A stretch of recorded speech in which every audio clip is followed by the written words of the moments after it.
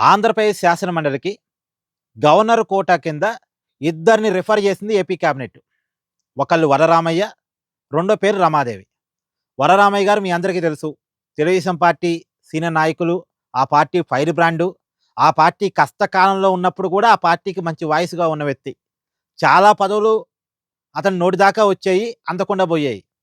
కానీ ఇప్పుడు ఎమ్మెల్సీ కాబోతున్నారు. సరే ఆయన కొడుకు ఎమ్మెల్యే అయ్యాడులెండి. ఇప్పుడు వరరామయ్య గారు కూడా ఎమ్మెల్సీ కాబోతున్నారు. రెండో పేరు రమాదేవి.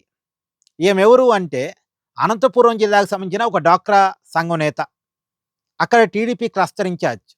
అంటే ఒక సామాన్య కార్యకర్తకి టీడీపీ ఇస్తున్న ఇంపార్టెన్స్ ఇది. ఒక సామాన్య కార్యకర్తని శాసనమండలిలోకి తెలుగుదేశం పార్టీ పంపించబోతా ఉంది.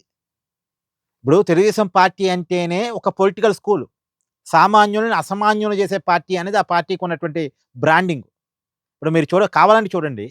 ఉమ్మడి రాష్ట్రంలో గూడా తెలంగాణలో మాజీ ముఖ్యమంత్రి కేసీఆర్, ఇప్పటి ముఖ్యమంత్రి రేవంత్ రెడ్డి వీళ్ళిద్దరూ తెలుగుదేశం స్కూల్‌లో తయారైనోళ్ళే.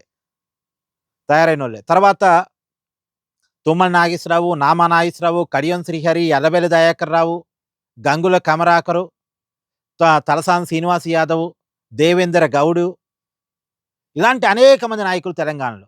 అలాగే ఆంధ్రప్రదేశ్‌లో ఎర్రవనాయుడు కుటుంబం, ఇప్పుడు అచ్చెన్నాయుడు, రామ్మోహన్ నాయుడు, ఇంకో పక్క అయ్యన్న పాత్రుడు, యనమల రామకృష్ణుడు, ప్రతిభా భారతి కుటుంబం, పరిటాల కుటుంబం, తర్వాత ఇంకా కళా వెంకట్రావు చాలామంది ఇలా తెలుగుదేశం పార్టీలోనే బాలయోగి, తెలుగుదేశం పార్టీలోనే పుట్టి, తెలుగుదేశం పార్టీలోనే ఎదిగి ఒక అత్యున్నత స్థాయికి పోయిన నాయకులు చాలామంది ఉన్నారు.